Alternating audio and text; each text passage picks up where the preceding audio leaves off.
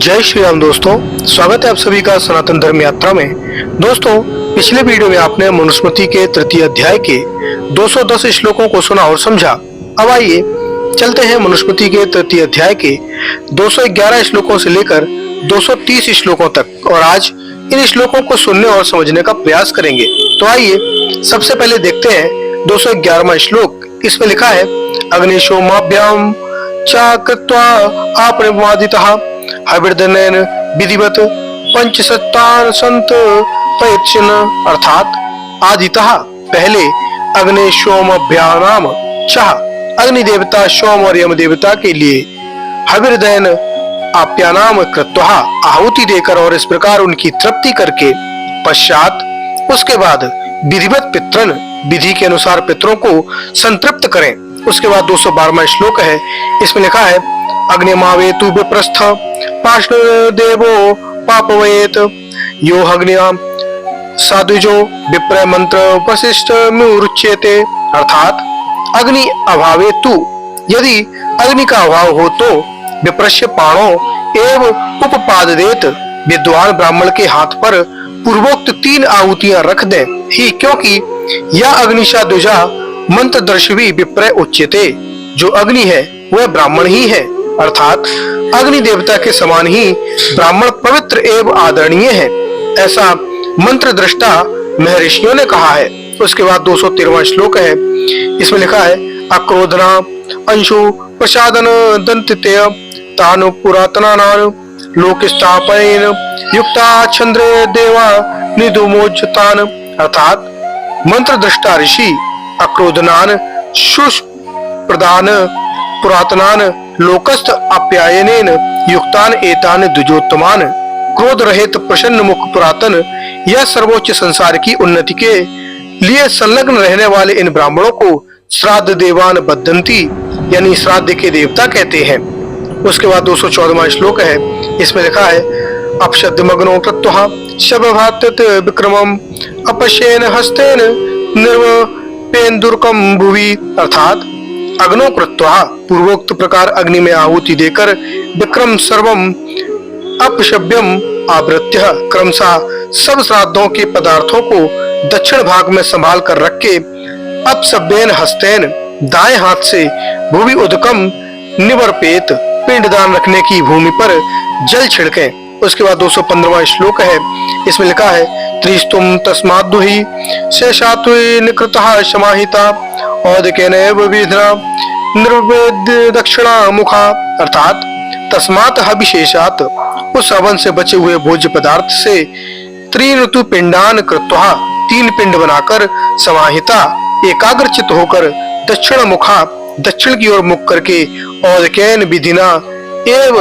निर्वदेत, यानी जल छिड़कने की विधि के अनुसार ही भूमि पर यानी कुशाओं पर रख दे। उसके बाद 216वां श्लोक है।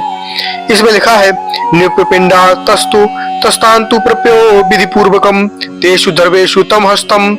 निमृज्या लेप भागिनाम, अर्थात प्रियता विधि पूर्वकम तान पिंडान नियुप्य, सावधान हो विधि पूर्वक उन पिंडों को कुशाओं पर रखकर तथा उसके बाद लेप भागिना तम हस्तम तेषु धर्वेषु निमृज्यात, हाथ में लगे अन्न को पितरों का भाग मानकर अपने हाथ को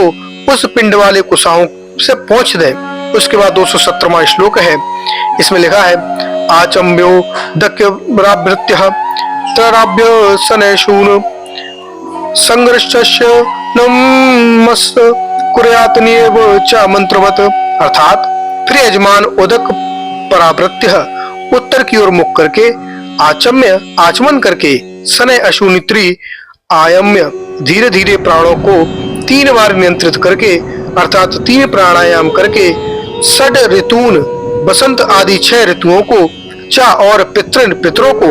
मंत्रवत नमस्कुर्यात, यानी मंत्र पूर्वक ओम नमो व पितरो रसाय यजुर्वेद 2/32 इस प्रकार नमस्कार करे। उसके बाद 218वां श्लोक है। इसमें लिखा है, उदकम निनेच्छ सने पिंडांतिके पुनः अब्रजेश्य तारि पिंडाग्य अन्यो तान समाहितः, अर्थात पुनः फिर शेषम उदकम शेष उदकम लाकर रखे उस जल से शेष बचे जल को पिंडातिके सने निनेत पिंडों के समीप धीरे से डाल देवे। चा और फिर समायता एकाग्र होकर यथानुपान तान पिंडान अब्रजेत, जिस क्रम से वे पिंड रखे गए थे उसी क्रम से उन पिंडों को सूंघे। उसके बाद 219वां श्लोक है, इसमें लिखा है पिंडे अभ्यस्त बलिकाम मात्राम समादनु पूर्वशः तेमेव विप्राणामाशीरम विधित पूर्वकम अमाशयेत, अर्थात अनुपूर्वशः क्रमशः पिंडेभ्य तु अल्पिकाम मात्राम समादाय, सभी पिंडों में थोड़ा थोड़ा भाग लेकर आसीनान विप्राण बैठे हुए ब्राह्मणों को विधिवत पूर्वम तेन एव आशयेत, विधि पूर्वक पहले उसी भाग से भोज्य भाग खिलावे। उसके बाद 220वां श्लोक है, इसमें लिखा है ध्रियमाणे तु पितरी पूर्वमाशे निवृपेत विप्रादपि तम श्राद्धे शोकम पितरमाशयेत, अर्थात पितरी ध्रियमाणे तु पिता के जीवित होते हुए पूर्वेशाम एव निर्वपेत, पूर्वज दादा परदादा आदि का श्राद्ध करे, अपिवा अथवा तम शोकम पितरम, उस अपने जीवित पितर को भी यदि श्राद्ध में निमंत्रित करना चाहे तो विप्रवत आशयित निम्नंत्रित ब्राह्मणों के समान बुलाकर भोजन करावे। उसके बाद 221वां श्लोक है, इसमें लिखा है पिता यश निवृतः श्याजी नवे चापी पितामह पितुषा नाम संकीर्त्य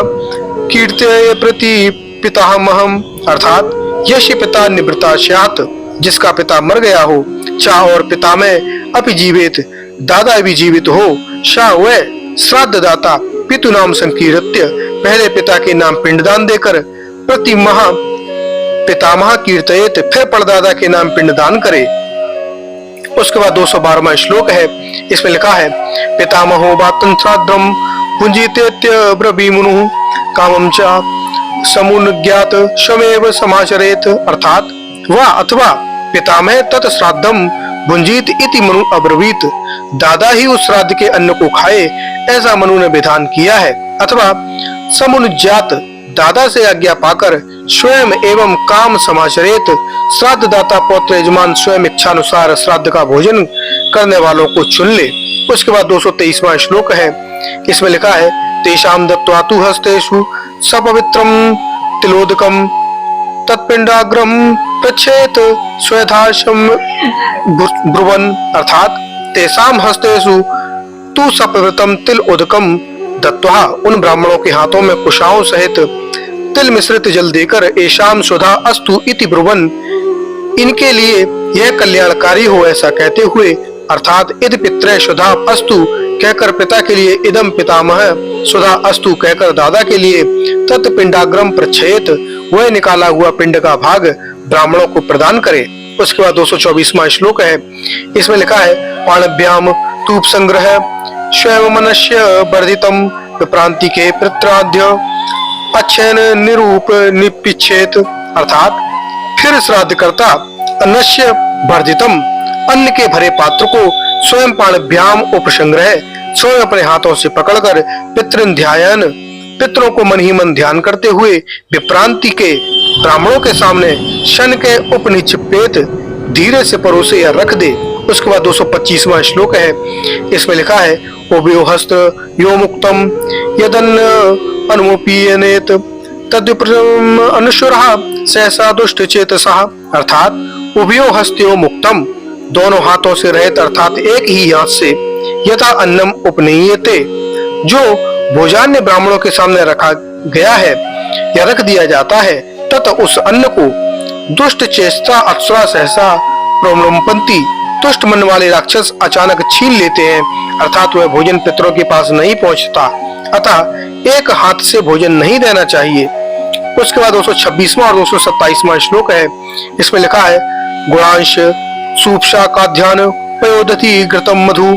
विनश्येत प्रयता पूर्व भूमा में समाहितः भक्ष्यम भोज्यम च विधिवम मूलानि च फलानि च हृदयानि चैव मांसानि परानि शूर्मिणी विचः, अर्थात पूर्वम पहले समाहिता प्रियतः सावधान होकर उमंग के साथ सूप शाक आध्यान पय दधि घृतम मधु गुणान दाल शाक आदि दूध घी शहद आदि गुणकारी व्यंजनों को विधिवम भक्ष्यम भोज्यम विविध भक्ष्य पदार्थ लड्डू आदि भोज्य खीर आदि मूलानि च फलानि मूली जिमीकंद आदि मूल ग्राम और आम आदि फल चा और हद्यानि मांसानि दिल को रुचिकर लगने वाले मांस यानी शूरबिणी चा पनानि तथा सुगंधित पेय पदार्थ भूमो एवं विंशयेत सामने भूमि पर उनके पात्रों को रखते। उसके बाद 228वां श्लोक है, इसमें लिखा है उपनियतु सत्सर्वशन के सुसमाहितः प्रवेशयेत प्रयतो कुलान सर्वान प्रचोदयन अर्थात तत्सर्वम उपनीय उस उपयुक्त सब भोज्य सामग्री को पास लाकर सुसमाहिता सावधानी के साथ प्रियता प्रसन्न पूर्वक सर्वान गुणान प्रचोदयन उनके गुणों को विशेषताओं को कहते हुए सन के प्रवेशयेत धीरे धीरे परोसे। उसके बाद 229वां श्लोक है, इसमें लिखा है